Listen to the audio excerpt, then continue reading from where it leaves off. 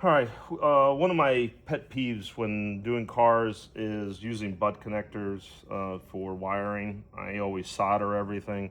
It's just the extra time and making sure that something never comes apart, especially if you're going to hold on to the car for a while. So we're just going to do a quick soldering. This is a ground wire for this coil. Um, you know, these little cases, this is a Lawson, they're great. You can find them at swap meets, 10, 15 bucks.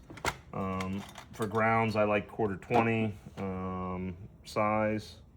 I always use the wire stripper, makes it nice and easy. I like to go a little longer. Your heat shrink, just slide them on beforehand. I like to bend it so it doubles up the wire, especially if you've got a connection that's kind of a bigger opening. And just fit this right on so it's snug.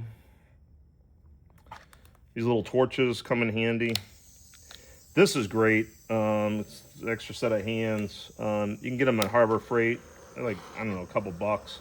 But, unless you go and get a child or a wife to help you, it makes it easy for soldering. Little dab there. Takes just a second.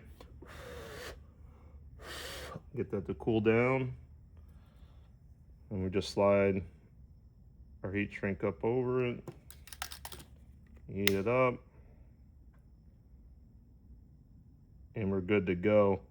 This, compared to a butt connector, will last a lifetime. The other thing I like to do is get these grip washers. They're great for when you're grounding. So you kind of see the different size and the teeth on them. Especially if you've got a frame that you're a car that, maybe the frame you powder coated.